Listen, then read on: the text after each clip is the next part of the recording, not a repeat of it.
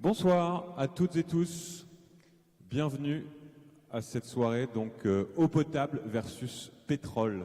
Et donc c'est Dan Laird qui ouvre le bal avant deux tables rondes entrecoupées d'une prise de parole de Greenpeace France. Merci beaucoup Victor. Oui, j'excuse mon collègue Patrick Ploche, qui devait introduire au nom de la maire de Paris cette soirée de mobilisation contre les forages pétroliers en Seine-et-Marne, sur la commune de Nonville. Donc je me présente, Dan Laird, je suis adjoint à la maire de Paris, chargé notamment de l'eau et président de la régie publique Hauts-de-Paris. Merci d'abord à l'Académie du Climat de nous accueillir, à sa directrice Sarah Albi. Merci beaucoup aussi à France Nature Environnement Île-de-France et toutes les associations partenaires de cette soirée de mobilisation pour l'organisation justement de ce temps fort de mobilisation. C'est absolument fondamental qu'on puisse tous se réunir ce soir sur ce qui va être décrit au cours de cette soirée et qu'on peut qualifier de catastrophe écologique en puissance, et on va avoir l'occasion de présenter la situation sur la commune de Nonville en Seine-et-Marne. Il y a 6 mois, quand j'ai appris que le gouvernement d'Elisabeth Borne avait autorisé le 23 décembre ces projets de forage pétrolier à proximité de sources d'eau potable qui alimentent 180 000 personnes, je suis vraiment tombé de ma chaise, et je crois que toutes les personnes qui ont été informées de cette situation ont aussi été très surprises évidemment et très en colère d'une certaine manière contre cette décision irresponsable.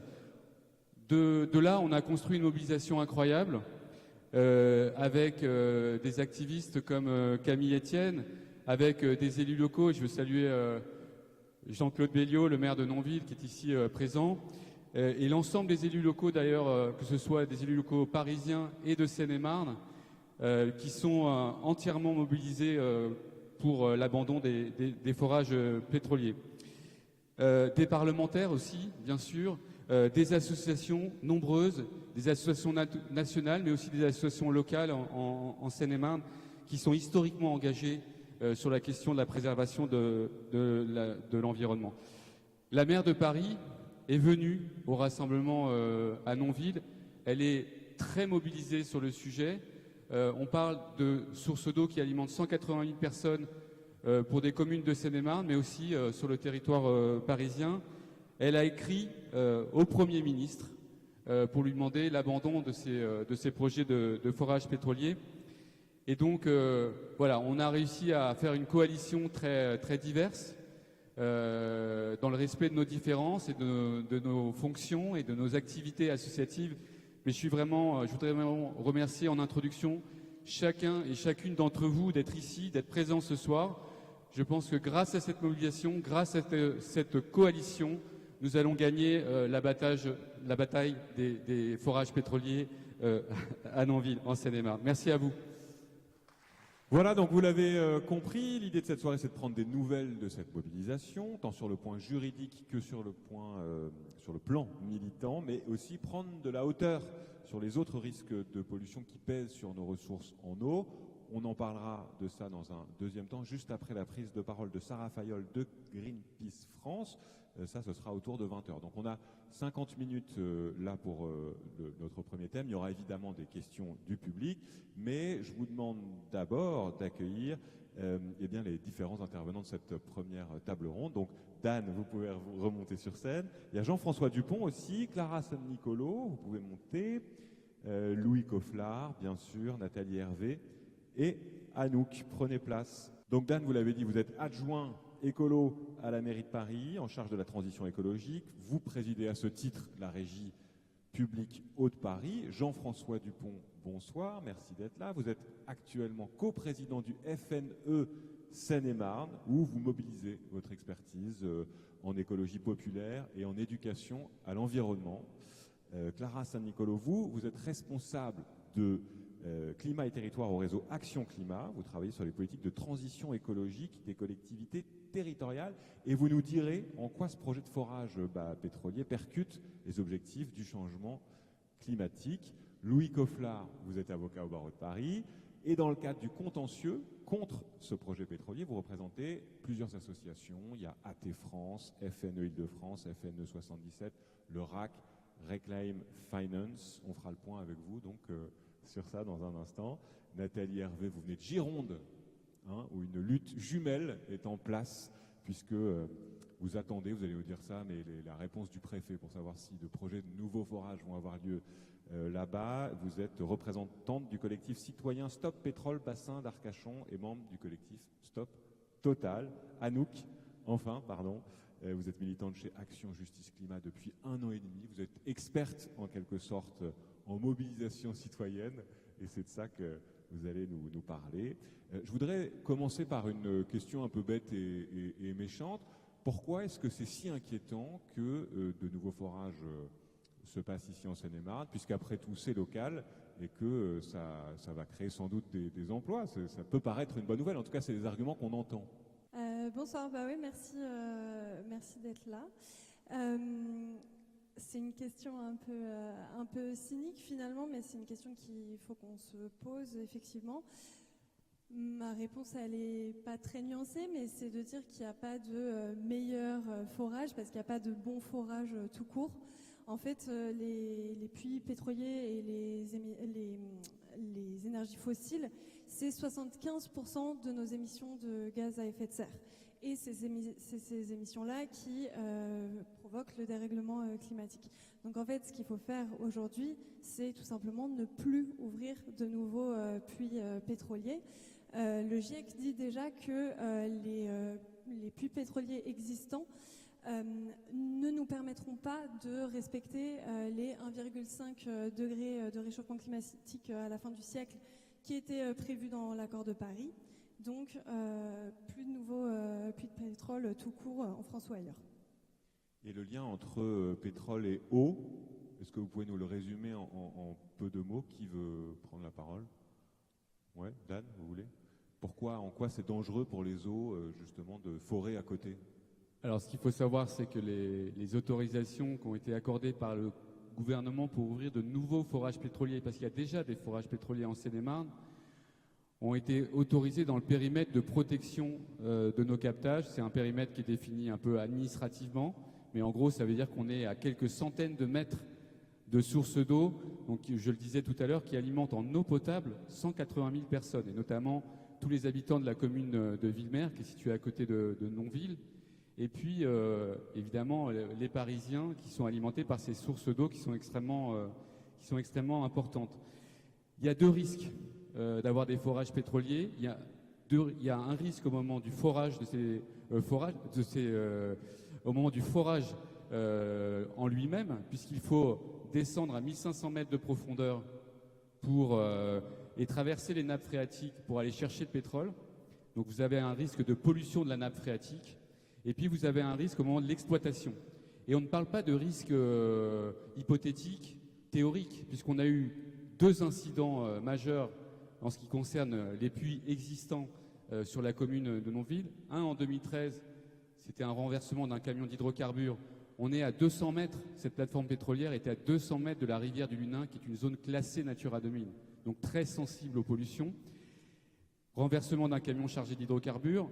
On aurait pu avoir à cette époque-là une marée noire sur le Lunin qui traverse évidemment notre champ captant et donc qui peut polluer les nappes en profondeur.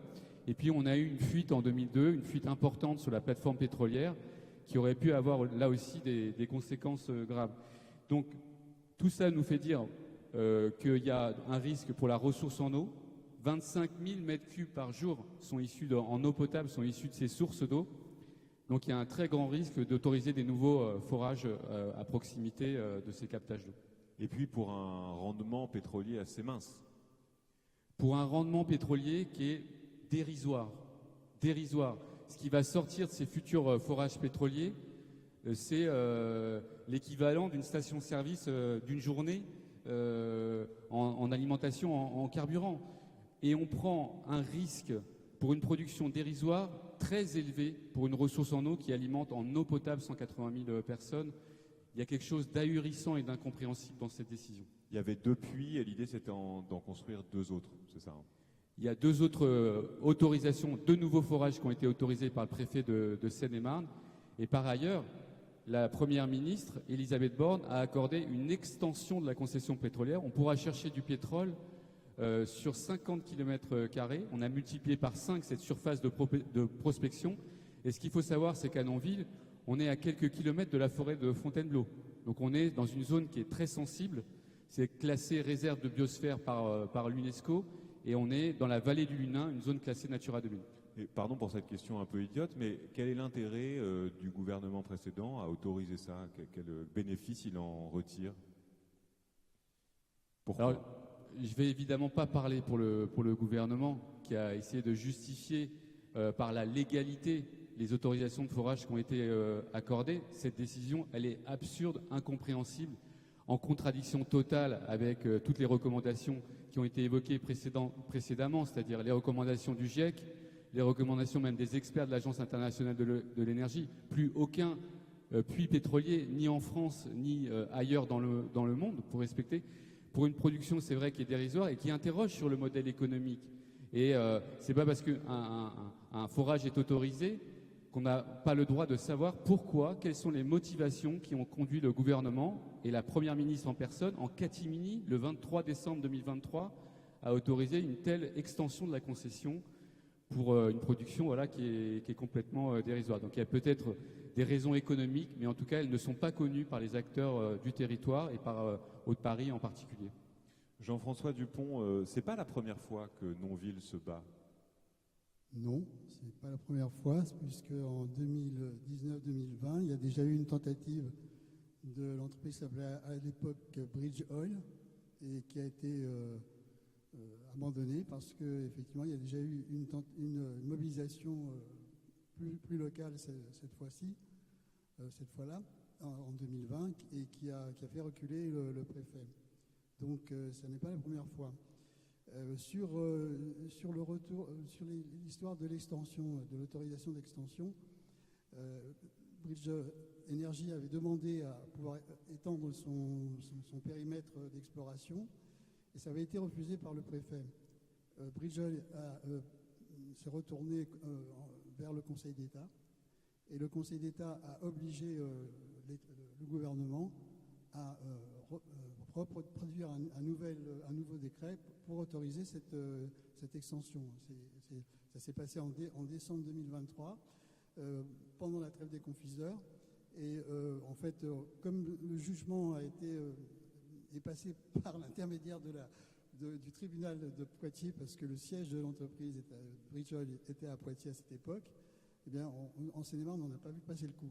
Et ah oui, vous l'avez appris quand alors? Les délais de recours sont passés dans le vent et donc on n'a pas pu monter au créneau sur ce décret-là. Là, l'année dernière? Oui, en décembre 2023. Oui. C'est le 23 décembre, je crois, qu'a été pris le décret.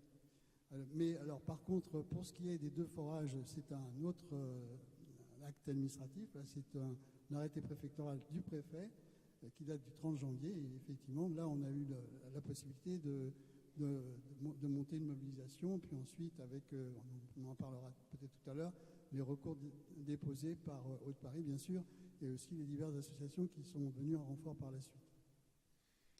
Je voulais quand même, peut-être, c'est une incise, hein, mais le pétrole en Seine-et-Marne, c'est une vieille histoire. Hein.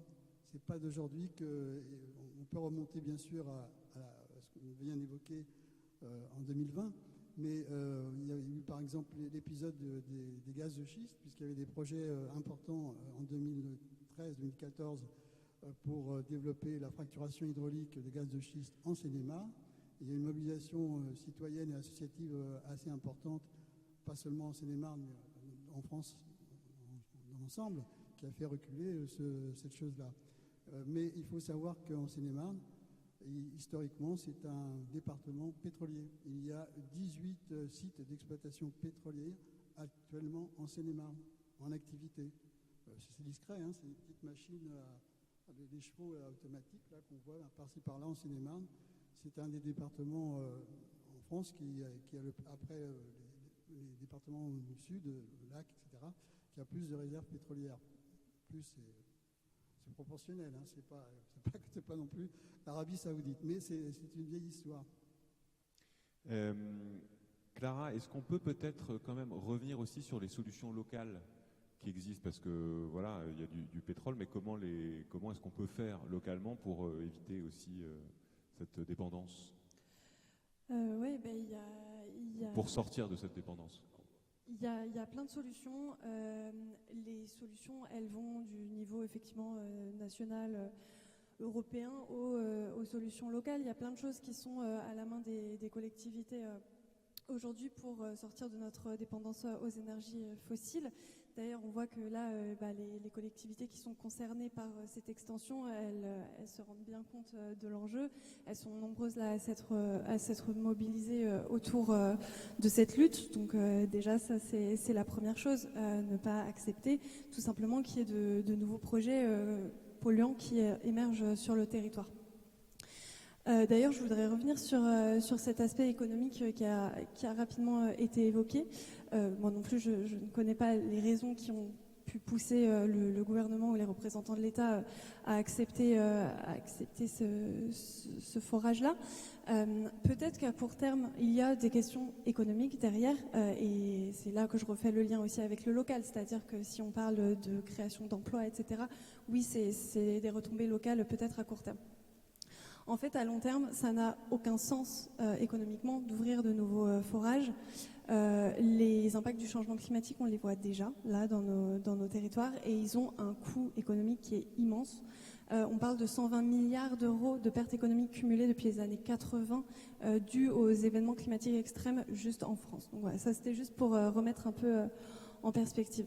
Ensuite, sur les solutions qui sont à la main des territoires, donc je disais, il y en a plein. En fait, tout ce qui est décarboner nos modes de vie, ça passe souvent par des solutions du quotidien, local. Sortir, par exemple, du système tout automobile, donc décarboner les mobilités. Décarboner aussi les pratiques agricoles et nos alimentations. En favorisant l'agriculture bio, locale, etc. Repenser aussi justement le tissu économique local et comment est-ce qu'on va soutenir certaines entreprises, certaines industries, comment est-ce qu'on veut qu'elles s'implantent sur notre territoire ou pas. Et puis il y a aussi évidemment toute la question de l'adaptation de notre territoire au changement climatique.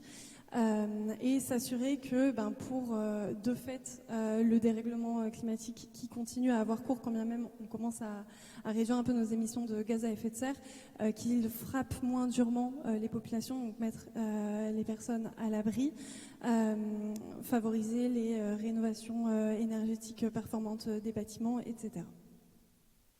Merci. Je crois que la ville de Paris est aussi très engagée sur ce volet-là. Louis Cofflard, vous êtes avocat, je le disais. Est-ce qu'on peut faire un point sur l'endroit où on en est? C'est quoi le calendrier? On vient d'où et qu'est-ce qui s'annonce? Ça fait beaucoup de questions. Okay, merci pour l'invitation. Donc très rapidement, juste pour resituer avant de donner un petit peu les étapes de la procédure. Donc effectivement, j'ai la chance et le plaisir de représenter les Amis de la Terre France, Reclaim Finance, le réseau Action Climat, France Nature Environnement, Île-de-France et Seine-et-Marne. À cette occasion, donc, la problématique soulevée par ce projet de forage pétrolier à Nonville a suscité vraiment l'indignation de ces associations qui ont pris la décision d'intervenir au soutien du recours d'eau de Paris. Autrement dit, c'est un peu comme un booster sur une fusée, c'est-à-dire en fait qui vient conclure exactement aux mêmes fins, c'est-à-dire dire oui, on demande au tribunal administratif de Melun l'annulation de l'arrêté du préfet qui a été rappelé, et on complémente, on agrémente sur les arguments sur lesquels on a envie d'apporter des compléments en termes d'argumentation, et puis on propose de nouveaux arguments. Et donc nous avons déposé une intervention au mois d'octobre, donc c'est-à-dire très récemment, et nous pouvons espérer être jugés dans le courant du premier semestre de l'année prochaine. Il y a aussi une autre intervention qui a été proposée donc par la ville de Paris et d'autres collectivités, dont la commune de Nonville également. Donc voilà un petit peu pour un point sur la procédure. Et là, vous espérez, avec cette procédure, ce recours, pouvoir obtenir l'annulation pure et simple? C'est ça l'enjeu? Oui, absolument. Et bien sûr, c'est ce qu'on demande au tribunal avec toutes nos forces. Donc effectivement, on propose, donc je ne vais pas parler pour évidemment Haut-de-Paris ni pour son conseil, mais effectivement, on vient accroître et amplifier certains arguments, notamment quelque chose qui est très choquant en fait dans cet arrêté, c'est la question de l'urbanisme par exemple, qui est très problématique parce que on nous dit que le règlement interdit des documents d'urbanisme opposables, interdit les constructions à vocation industrielle, et le préfet en défense vient nous dire non, mais c'est pas des constructions, c'est des puits. Voilà, au sens de la réglementation. Donc c'est des défenses qui sont extrêmement spécieuses et qui méritent d'être vraiment contrées, contre-argumentées. Donc là-dessus, on pense qu'il y a vraiment quelque chose à faire et que du point de vue du droit de l'urbanisme, c'est très choquant. Outre le fait que d'un point de vue environnemental, c'est aussi excessivement choquant et c'est ce qui vient motiver le recours. C'est-à-dire on a le combo en fait entre les changements climatiques qui se font à nos portes, enfin aux portes de Paris, en tout cas du siège de ces associations. On a des risques d'atteinte à l'environnement qui sont extrêmement forts. Et puis on a aussi identifié d'autres arguments, comme par exemple le fait que, selon nous, le préfet a cassé les délais quand il a instruit, parce qu'il y a une réforme très importante qui a été adoptée par le gouvernement, mais aussi par évidemment le Parlement, et qui veut que ces titres miniers, qui sont en fait des titres très libéraux, le code minier c'est quand même très en faveur des exploitants, enfin des industriels, hein, on ne va pas se mentir, les exigences pour obtenir ces titres sont assez faibles, et donc du coup on a essayé de réformer ça sous l'angle des autorisations environnementales. C'est une autorisation qu'on a pour quand on porte atteinte au niveau de la législation sur l'eau ou quand on exploite une industrie, mais qui est une installation classée, ce qui n'est pas exactement le cas. Voilà, sans rentrer dans les détails, quand on fore, on n'est pas tout à fait dans une ICPE. Donc voilà, on a des tout petits titres qui demandent finalement des petites études d'impact, mais qui ne sont pas très élevés. Et finalement, le préfet essaye de faire échapper cette demande de Bridge Energy à cette réforme.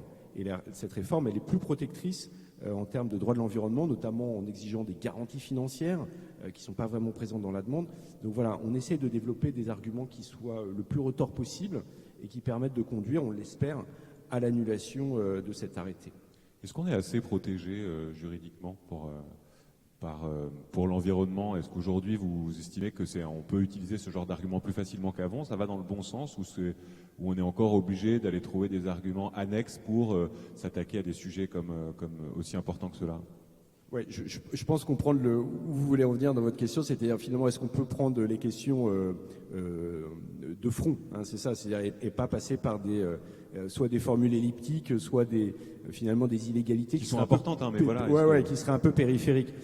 Non, on peut bien attaquer juridiquement le problème de front, mais il est vrai qu'il y a tout un tas de principes, tout un tas de droits et de garanties en faveur des opérateurs qui rend difficile d'attaquer frontalement l'absurde, c'est-à-dire le fait qu'on puisse encore délivrer aujourd'hui des choses comme ça. Donc, en vérité, la réponse, elle est, à mon sens, entre les deux, c'est-à-dire qu'on ne peut pas attaquer frontalement le fait qu'il y a un renouvellement automatique de certaines autorisations. Il y a encore un code minier qui est beaucoup trop libéral. Le fait de dire le préfet n'a pas le droit d'autoriser là comme ça, non, on n'en est pas encore là au niveau de la législation. En vérité, le préfet aujourd'hui peut interdire une nouvelle exploration, et c'est ce qui a été jugé récemment au mois de juillet dernier par le Conseil d'État notamment, en disant le préfet pouvait dire pas de nouvelle exploration, mais c'est vraiment au stade de l'exploration. Et c'est pour dire quoi? C'est pour dire finalement on est en cohérence avec nos engagements climatiques, mais c'est pas pour autoriser les travaux. Donc on est encore loin du cœur du problème. Après, la question des réformes du droit de l'environnement, la question de l'urbanisme, c'est pas des petites questions quand même, hein. On reste quand même sur des sujets assez structurants, des intérêts protégés par la loi. On n'a pas l'impression de se couper les cheveux en quatre non plus, hein. On n'est pas sur de la virgule.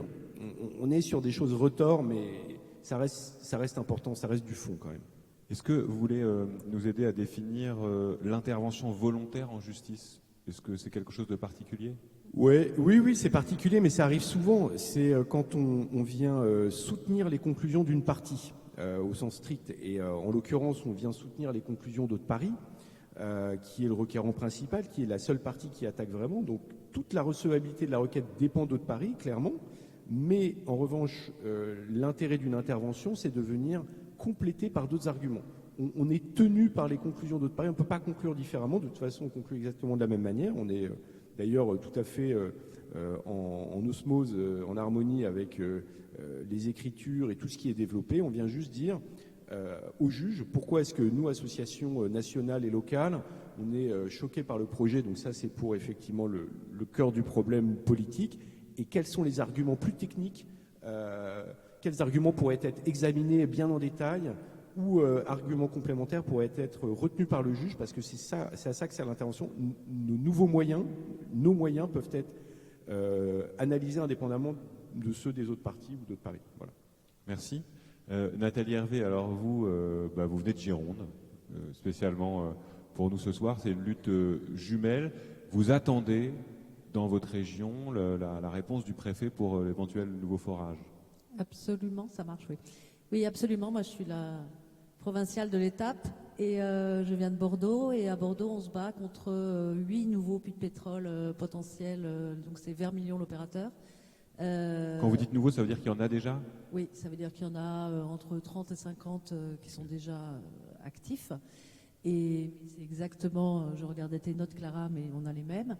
Et donc c'est exactement les mêmes raisons pour lesquelles on se bat. Alors l'eau, on n'a pas beaucoup d'informations, il y a forcément des questions autour de l'eau, mais là c'est vraiment la lutte de base, c'est vraiment le réchauffement climatique. Il faut savoir que ces puits de pétrole aujourd'hui, ils sont dans la forêt de la Teste, qui en 2022 a complètement brûlé, que la forêt qui a brûlé, elle est à côté, enfin elle n'est pas à côté, les puits de pétrole, ils sont là, quoi. Moi, j'y suis allée en février, c'est apocalyptique. Il y a des trous noirs et là, il y a les puits à côté, enfin au milieu, qui sont là. C'est vraiment très, très impressionnant. Et on se dit comment, quand il y a un tel dégât, on peut encore dire, allez, on continue, on en fait 8 de plus. Sachant que c'est exactement ce que vous disiez. Alors, vous étiez sur une station-service par jour, donc nous, on doit être sur une station-service sur 4 jours. On ne comprend pas, quoi, Emmanuel Macron, au moment de sa campagne en 2022, avait dit que il y aurait, alors je ne sais plus dans quel sens c'est, mais on serait le premier pays à sortir des énergies fossiles. Et voilà, on se dit, si on n'est pas capable d'interdire des pouillèmes pareils en France, mais comment on envisage de sortir des énergies fossiles, quoi. Donc c'est vraiment... moi, je ne comprends pas. Voilà. Et la difficulté de votre mobilisation aussi, c'est que vous êtes suspendu à une décision du préfet qui n'arrive pas en réalité. Absolument, ça fait 1 an, c'est l'anniversaire là, aujourd'hui. C'est l'anniversaire. On vous avait dit 3 mois. Voilà, 3 mois, 4 mois, 6 mois, et là ça fait 1 an qu'on attend la réponse du préfet. Et on ne sait pas pourquoi ils ne répondent pas. Et comment est-ce qu'on fait justement pour garder la mobilisation intacte? Est-ce que vous pensez que c'est délibéré de la part de la préfecture de laisser un délai pour aussi éteindre cette mobilisation? Alors il y a 2 questions. Comment on fait pour garder la mobilisation intacte? Clairement, c'est compliqué. C'est-à-dire que on a appris ça en novembre. Jusqu'à mars, il y a eu vraiment beaucoup de mobilisation. On a fait une manifestation en décembre à Arcachon, une autre en février, où on a eu plein de... On a eu... Camille Etienne, Greta Thunberg, Christophe Cassou, enfin plein de gens très bien. Ça a vraiment très bien fonctionné cette manifestation. On a eu la presse française, européenne, etc. Après, on a continué un petit peu jusqu'en mars et on pensait que ça allait venir en mars-avril. Et après, on a fait des petites actions, mais c'est compliqué quand on a tout. On a fait une tribune dans Le Monde, on a une pétition d'ailleurs là-bas derrière dans le fond, Greenpeace, sont là, ouais. Et on en est à 49 300. Et on veut remettre la pétition très prochainement. On aimerait bien être à 50 000. Donc voilà, vous avez on va y arriver ce soir. Donc on a fait une pétition. Enfin bref, on a mobilisé tout ce qu'on... Nous, on est des militants, des bébés militants. On a créé ça parce que c'était choquant. Donc on a fait tout ce qui nous semblait bien de faire. Et maintenant, on attend. Et oui, la mobilisation, elle est clairement tombée. Donc on attend vraiment la réponse du préfet. Pourquoi le préfet ne répond pas, on ne sait pas. On va dire que jusqu'en juin, ils étaient juste lents. Voilà, on s'est dit c'est l'administration. Et après, il y a eu la dissolution, etc. Le préfet n'a pas changé. Là, on nous a dit, il y a une journaliste quelque part qui est là de France Info qui nous a dit qu'elle avait appelé la préfecture, qui lui avait dit que c'était entre les mains du ministère, ce qui est quand même surprenant puisque normalement c'est une décision de la préfecture. Mais bon, les préfets sont nommés par les ministres. Vous pensez du coup que la préfecture et le ministère seraient liés alors? Je me pose des questions. Voilà. Est-ce qu'il n'y aurait pas un petit peu quelqu'un qui fait ce qu'on lui demande? Mais bon. Toujours est-il que néanmoins, ça fait 1 an et qu'on ne sait pas. C'est plutôt bien pour nous parce que, en attendant, c'est pas fait. Et plus c'est pas fait, plus c'est embêtant de le faire parce que plus les ravages du réchauffement climatique sont visibles de plus en plus près de chez nous. Il y a eu Valence. Là, il y a la COP29 en ce moment où Antonio Guterres a dit que, en gros, j'ai plus ses paroles exactes, mais si on faisait rien, c'était l'humanité qui allait payer. Voilà, je veux dire, à un moment donné, c'est symbolique. Encore une fois, cette lutte, elle est symbolique. Ça ne va pas changer. Mais justement, parce que c'est symbolique, parce qu'il n'y a aucun impact vraiment. Disons Clara, vous vouliez ajouter quelque chose? Juste pour faire un petit parallèle entre cette lutte-là et la nôtre ici en Ile-de-France. Donc tu disais, on voit ces puits de pétrole dans une forêt qui a été ravagée par des incendies majeurs. On parlait de méga feux et c'était clairement aussi une des conséquences, en tout cas amplifiée par le dérèglement climatique. On a moins d'images comme ça choquantes en Ile-de-France, mais en fait c'est le cas aussi, c'est-à-dire là, au niveau de la France, à l'heure actuelle, là, en 2024, on est déjà à plus 1,9 degrés de réchauffement à l'échelle du territoire. On se réchauffe plus vite que le reste du monde. Et l'Île-de-France, encore plus vite. On est à plus 2 degrés en Île-de-France là. Et c'est du coup une région où on voit déjà les effets aussi du dérèglement climatique. En agglomération parisienne, ça va être des îlots de chaleur urbains au moment des canicules. D'ailleurs, il y a eu une mission Paris à 50 degrés sur ce sujet-là. Plus récemment, on a eu la tempête Kirk au mois d'octobre qui a créé des inondations monstres, notamment en Seine-et-Marne. La forêt de Fontainebleau, qui est juste à côté de Nonville, c'est aussi une forêt où il y a un certain nombre d'essences qui dépérissent. Donc, de la même manière, il y a quelque chose de très paradoxal on a un peu la cause et la conséquence sur un même territoire. On ouvre de nouveaux forages dans un territoire qui commence d'ores et déjà à avoir les impacts du changement climatique sur le quotidien des habitants. Anouk, vous êtes militante pour Action, Justice, Climat. Votre savoir-faire, c'est la mobilisation citoyenne. Et vous avez l'habitude d'avoir des pétroliers comme adversaires. Ah oui, faut. Je suis là. Ça marche, ça y est. Oui, merci pour l'invitation. Oui, en effet, chez Action Justice Climat, on a l'habitude d'avoir comme adversaires des entreprises, alors plutôt parfois multinationales ou locales qui, avec l'alliance du gouvernement, comme on le voit là par exemple, et pour s'enrichir, vont aller au contresens du bien commun. Et là, c'est une question, les forages de Nonville, c'est la question du réchauffement climatique et la question de l'eau comme bien commun, comme bien auquel on doit tous et toutes avoir accès. Et oui, chez Action Justice Climat, on a l'habitude, par exemple, de se mobiliser contre Total Énergie, pour ne pas le citer depuis des années. Et peut-être le message que j'avais envie de porter aussi là, c'est que, en fait, c'est vrai, ça prend du temps parfois, mais la mobilisation, elle peut marcher. Et pour ça, il y a besoin aussi de force, de personnes qui s'engagent. Et Total Énergie, nous, chez Action Justice Climat, on les lâche pas là, en fait. On a commencé par bloquer leur assemblée générale, notamment en 2022, et on a réussi à faire annuler ou en tout cas déplacer l'Assemblée générale. On a remis le couvert en 2023 et on a été présent aussi par exemple sur un événement sur l'énergie de Afrique de l'Ouest où ils étaient présents et on est allé perturber l'événement. Donc voilà, nous on a plusieurs formes de mobilisation, notamment l'action, la désobéissance civile, mais pas que. Et en fait de la continuité, ça crée un rapport de force aussi à la longue et ça les oblige à bouger. En 2024, ils ont fait leur assemblée générale, par exemple, à la Défense. Ils le font plus en plein cœur de Paris, dans la salle Pleyel, etc. Donc, en fait, c'est aussi rappeler que ils peuvent plus agir en toute impunité. Donc voilà, la mobilisation, c'est long, ça marche.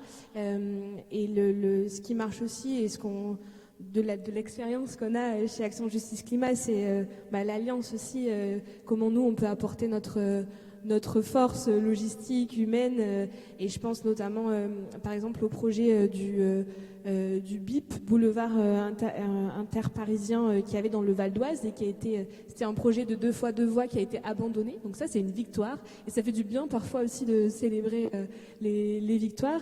Et notamment chez Action Justice Climat, on a apporté du soutien logistique, humain, de la visibilité à cette lutte-là du Val d'Oise. Et ça a fini par marcher. Et c'est cool. Et donc, je pense que c'est important de s'allier. Et nous, chez Action Justice Climat, c'est comme ça qu'on fonctionne aussi. Donc, c'est une petite note d'espoir quand même. Dan, vous vouliez peut-être réagir? Oui, je voulais poursuivre dans l'aspiration de cette note d'espoir et rappeler ce qui a été dit tout à l'heure. En Seine-et-Marne, la bataille contre le gaz de schiste a été gagnée parce qu'il y a eu quelque part des collectifs d'élus locaux, d'associations locales, et aussi dans le combat contre les forages pétroliers, on a aussi des associations comme Environnement Bocage Gâtinais, France Nature Environnement Seine-et-Marne, et on a des élus locaux qui sont tous rassemblés par-delà nos différences même de sensibilité politique. Le conseil départemental de Seine-et-Marne, comme le conseil départemental au niveau parisien, a voté à l'unanimité contre ces projets de forage pétrolier. Et c'est pas un hasard si c'est en Seine-et-Marne qu'il y a cette unanimité, parce que les combats sur le gaz de schiste ont été gagnés. Vous avez réussi, à préserver un peu les choses. Et c'est sur ça aussi qu'on s'appuie, parce que la richesse des intervenants aujourd'hui, la diversité des engagements, le fait qu'on soit tous rassemblés, tous les élus locaux, quelle que soit notre sensibilité politique, c'est ça qui nous donne beaucoup d'espoir pour gagner. Et on espère que, et je pense que la mobilisation qui a eu lieu en Gironde nous a indiqué aussi la voie. C'est ce qui fait qu'aujourd'hui le préfet de Gironde ne prend pas la décision et se couvre derrière le ministère. C'est parce qu'il y a eu cette mobilisation très belle. Et j'étais en discussion avec mes collègues bordelais, notamment le maire de Bordeaux, évidemment, qui a participé, je crois, à vos rassemblements. D'autres, la présidente de la régie de l'eau, Bordeaux Métropole, Sylvie Cassouchotte, la première adjointe de Bordeaux, Claudine Bichet, qui est en charge de l'énergie au niveau de la métropole bordelaise. Et il y a beaucoup d'autres élus bordelais et girondins qui sont engagés aussi. Et c'est ça qui fait la force et qui fera, j'en suis certain, reculer le gouvernement sur ces forages pétroliers. Jean-François, vous vouliez ajouter quelque chose? Après, on va donner la parole à la salle. Si vous avez des questions, préparez-les, on arrive. Oui, je voulais rappeler quand même effectivement quelques éléments supplémentaires concernant la Seine-et-Marne. Tu as rappelé l'importance du réseau associatif. Effectivement, FNE Seine-et-Marne, c'est une fédération d'associations. On a une grosse quarantaine d'associations dans la fédération du département. Ça fait environ 2600, entre 2500 et 3000, ça dépend des années. À ce membre de ces associations sur le territoire seine-et-marnais. Donc il y a autant de veilleurs que ces gens-là. Vous voyez, c'est une myriade d'associations locales. Effectivement, il y a Environnement Bocage Gâtinais qui fait partie de notre fédération, entre autres, sur place, là-bas, à côté de Nonville, et avec lesquels on travaille beaucoup. Ils ont lancé une pétition, on pourra peut-être faire un concours d'ailleurs, avec celle d'Arcachon, parce que le premier qui a atteint les 50 000 paye le coup, parce que on n'en est pas loin non plus, nous, je crois. Ça bouge tous les jours. Le compteur continue à tourner, donc il y a aussi une pétition à signer concernant Nonville. Donc il y a effectivement un tissu d'associations vivants qui a une expérience qui a été rappelée à propos des gaz de schiste et bien d'autres sujets, parce que la Seine-et-Marne, c'est pas simplement les puits de pétrole, c'est aussi l'agriculture intensive, ce sont les sites Céveso, parce qu'il y a des parcs logistiques en veux-tu en voilà, XXL dans tout le département, le long de la Francilienne, le long de la 5, etc. Bon, c'est quand même, la Seine-et-Marne, c'est 50% du territoire de l'Île-de-France, et il s'y passe beaucoup de choses en matière industrielle, en matière de dégradation de l'environnement, et c'est un ensemble c'est une bataille de longue haleine, pas simplement sur le pétrole. Un chiffre simplement, pour les cours d'eau, il y a les cours d'eau en Seine-et-Marne, ça représente plus de 4000 kilomètres de cours d'eau, avec les deux grands bassins versants, la Marne et la Seine, et puis bien sûr les affluents comme ceux du Grand Morin dont on a parlé tout à l'heure. Donc c'est une bataille environnementale tous azimuts, et donc les associations, elles sont là pour ça. Anouk, peut-être que vous avez un autre conseil à nous donner de mobilisation ou Engagez-vous. ouais, qu'est-ce qui vous manque pour Ouais. amplifier la mobilisation? Peut-être que sur la lutte contre les forages pétroliers de non-ville, je pense qu'il y a un enjeu aussi alors il y a l'enjeu local et l'enjeu comme ça va toucher aussi beaucoup de Parisiens et de Parisiennes, comment on amplifie la visibilité de ce qui se passe en Seine-et-Marne au niveau de Paris.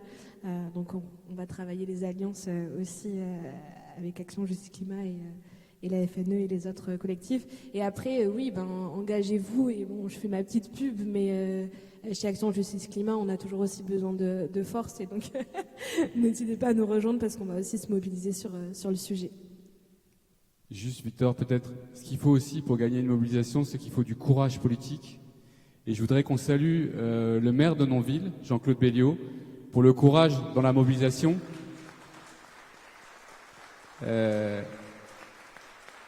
Il faut du courage pour un maire d'une commune comme celle de Jean-Claude pour s'opposer aussi à ces projets de forage pétrolier, discuter avec le préfet. Parfois, c'est pas facile.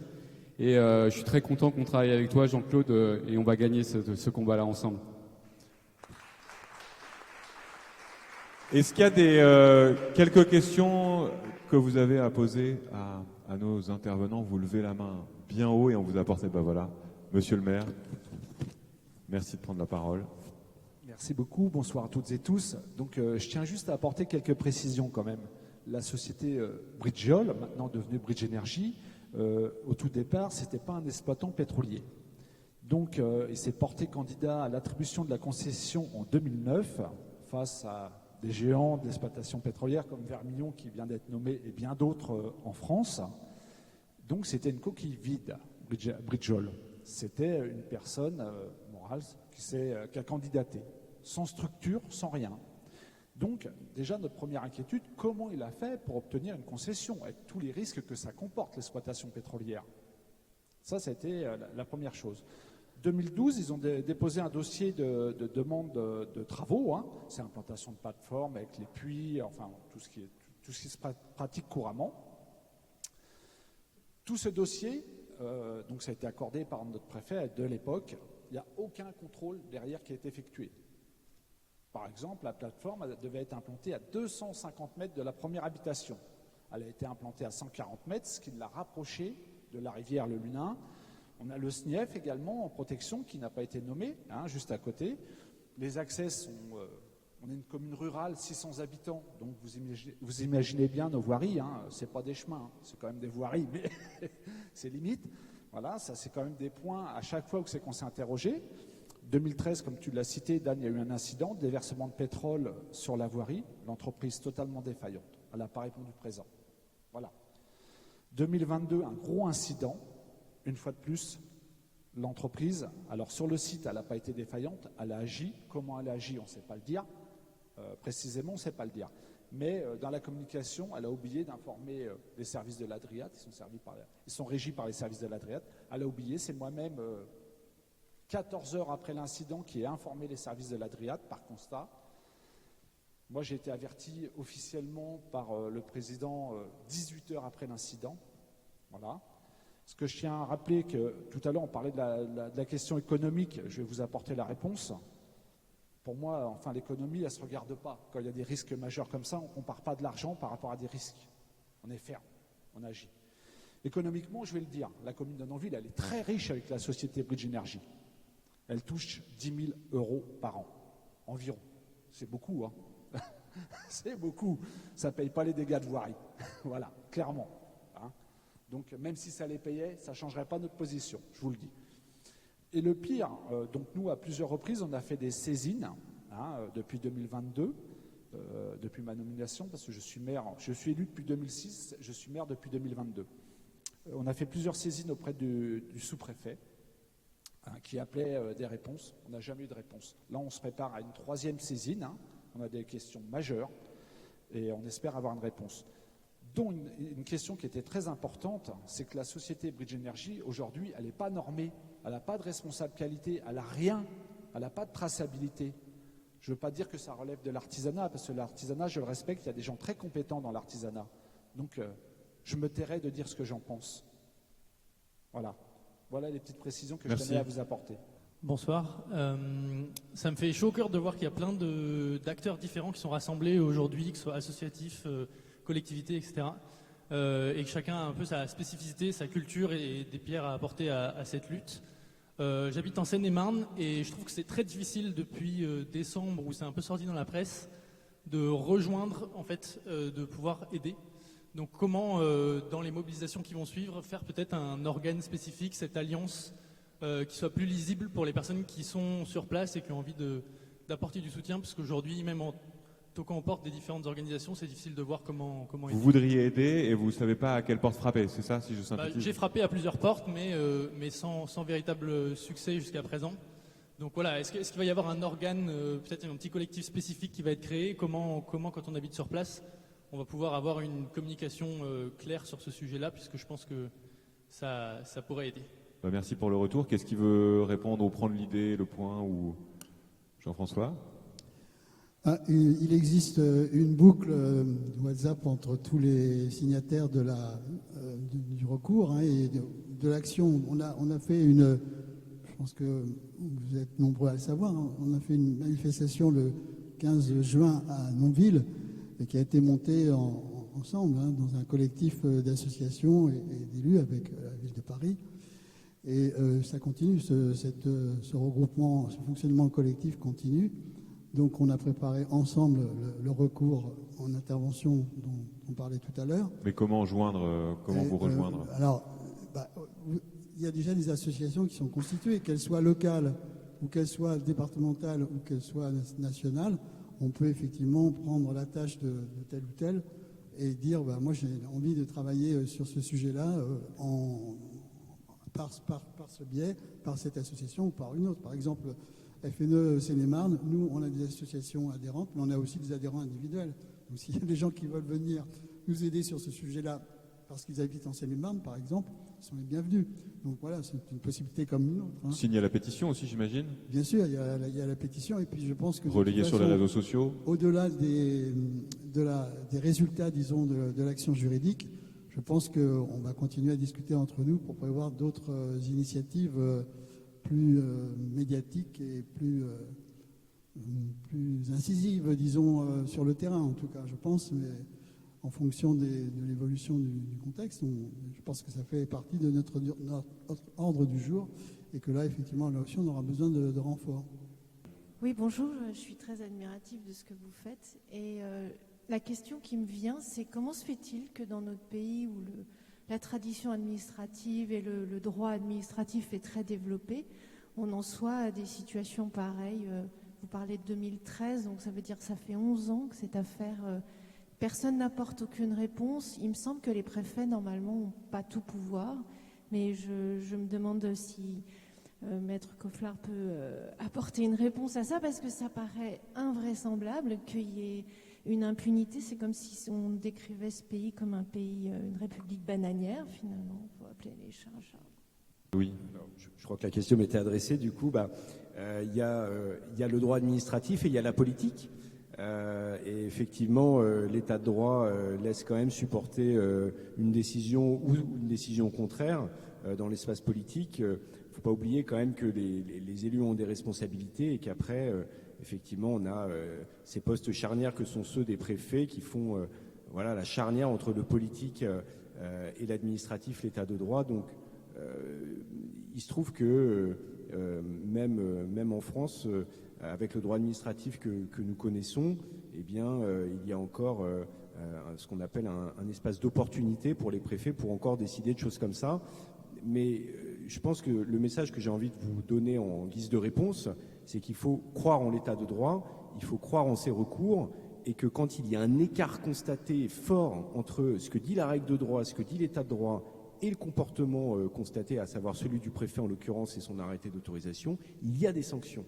Il y a des sanctions au tribunal, il y a des sanctions en appel, il y a des sanctions au Conseil d'État. Et donc nous, on y croit et on continue. Et j'en profite pour donner un deuxième message, c'est que le couple droit et mobilisation, c'est un couple qui marche. Le droit sert la mobilisation et la mobilisation, elle sert le droit. Et Anouk, juste avant, a donné un exemple très intéressant qui était un exemple dans le Val d'Oise, et je connais bien parce que j'étais l'avocat justement des associations et des riverains qui ont fait annuler la déclaration d'utilité publique du BIP, c'est le boulevard interurbain, voilà, c'était faire un 2 fois 2 voies, voilà, qui n'était pas du tout conforme aux orientations du SDRIF, etc. Passons. Mais en tout cas, pendant 8 ans, ça a été annulé avec des renvois en cassation, je passe les détails. Il y avait une proposition, une évolution jurisprudentielle du Conseil d'État qui proposait de peut-être régulariser le dossier 8 ans après, ce qui est complètement ridicule. Et grâce à la mobilisation, grâce au travail des associations, etc., le Conseil départemental a fini par enterrer le projet. Donc vraiment, et on pourrait multiplier les exemples, mais on n'a pas le temps, voilà, droit et mobilisation, ça marche l'un dans l'autre, et notamment dans des temps forts. Bon, là, on n'y est peut-être plus, mais les temps, par exemple, dans l'enquête publique, c'est des temps forts dans lesquels le public est invité à s'exprimer. Ça peut influencer la décision. Voilà, donc on n'est pas encore, je pense, tout à fait en République bananière, même si parfois on a le droit d'avoir des doutes. Merci beaucoup, toutes et tous. Jean-François, le mot de la fin. C'est pas le mot de la fin, mais en Non, fait, on n'a pas précisé qu'à côté du recours déposé par les associations en intervention volontaire, il y a eu une autre intervention volontaire qui est portée par les communes de Seine-et-Marne. On a cité bien sûr Nonville, qui est la première à être concernée. Je prends mon petit papier pour ne pas les oublier, je les cite, parce que je pense que c'est quand même... je ne veux pas les oublier. Alors attendez, donc il y a, si mes souvenirs sont bons, il y a Villemer, le reste le Bocage, Moret-sur-Loing, la Genevraie, et j'en oublie une. Je ne sais pas si les élus représentants de ces communes sont présents sur la salle, mais on peut les applaudir aussi parce que c'est quand même bien important d'avoir les communes, qu'elles soient aussi dans l'affaire. Voilà. Monsieur le maire, vous voulez... Pour répondre en partie également à la dernière question, c'est lors de l'enquête publique avant l'arrêté préfectoral, nous, communes, on avait laissé faire la présentation de la société à la société Bridge Energy de présenter son projet. La démocratie, chez nous, elle s'applique totalement. À 2 reprises, ils ont présenté un projet avec des variations. À 2 reprises, le conseil municipal a délibéré contre, a délibéré sur un avis, sur un compte-rendu émis par la commission environnement qu'on a créée, donc avec des motivations, avec des fondements, pas pour systématiquement s'opposer... voilà, il fallait que ça soit motivé. Lors de l'enquête publique, on a porté une 15aine d'observations avec des inquiétudes, donc qui appelaient réponse également. Ça n'a pas été le cas. Le commissaire enquêteur n'a pas systématiquement répondu à toutes les questions, et la société Bridge Energy a répondu à certaines questions, mais en répondant totalement en dehors du cadre. Et ça n'a apporté aucune interrogation auprès du préfet. J'avais alerté le sous-préfet. On avait entre-temps ressaisi le sous-préfet pour l'alerter sur les réponses apportées par le commissaire enquêteur et par la société Bridge Energy. Ça n'a rien changé. Voilà. Je pense qu'ils ont délivré cet arrêté en disant de 2013 à 2016, ils se sont essoufflés avec le gaz de schiste en dépensant 50-60 000 euros à l'époque d'avocats, ce qui était quand même 15 à 20% de notre budget, ce qui n'est pas rien de consacrer une telle capacité financière dans une bataille pour une petite commune comme la nôtre. Ils se sont dit, là ils ne repartiront pas. Donc aujourd'hui, je remercie Dan pour avoir mené, je vais dire, l'action que tu mènes et avoir déclenché cette procédure. Voilà, parce que sans Haute-Paris, malheureusement, on était épuisés. Même s'il y avait des associations à côté de nous, la charge financière, on n'était pas en capacité de s'engager. On avait l'envie, mais on n'avait pas la capacité financière. Et merci Dan et Haute-Paris d'avoir mené cette bataille. Et on est fiers d'être à vos côtés. Merci. Merci à toutes et tous. On va donner la parole à Sarah Fayol de Greenpeace France qui va nous rejoindre pour une petite prise de parole pour nous lancer un appel à la mobilisation. Je ne vais pas prendre trop de temps parce que je pense que beaucoup de choses ont été dites et elles ont déjà été dites. Alors si tout le monde part, je prends une chaise. Installez-vous. Et elles ont été très bien dites par tous les acteurs qui sont impliqués sur cette lutte depuis longtemps. Juste pour vous dire que nous, alors moi je travaille chez Greenpeace France, je suis une salariée de l'équipe de Greenpeace France. Vous dire qu'on est prêts, nous, à être en soutien aussi de cette lutte, que ce soit nous, équipe salariée, ou nos militants locaux, je suis trop loin, nos militants locaux des groupes notamment de la région parisienne. J'en profite pour redire, si vous n'avez pas signé les pétitions, que ce soit pour Nonville ou pour la Gironde, c'est au fond de la salle et ça se passe maintenant et on a besoin de signatures en plus. Et en plus, c'est un bon moyen de rester au courant de ce qui se passe, justement, des mobilisations, etc. Donc voilà. Et puis deux petits points qui me semblaient importants par rapport à tout ce qui a été discuté. Quand on se demandait quel est le problème finalement de petits projets comme ceux-là qui sont finalement en volume pas si important que ça. Il y a aussi derrière, vous savez peut-être en ce moment il y a la COP29 qui est une des fameuses grandes instances internationales pour le climat. Et ben c'est typiquement dans ce genre d'instance que nos représentants nationaux portent l'objectif de sortie des énergies fossiles. Porte cette question de faire de la France une des premières nations à sortir des énergies fossiles.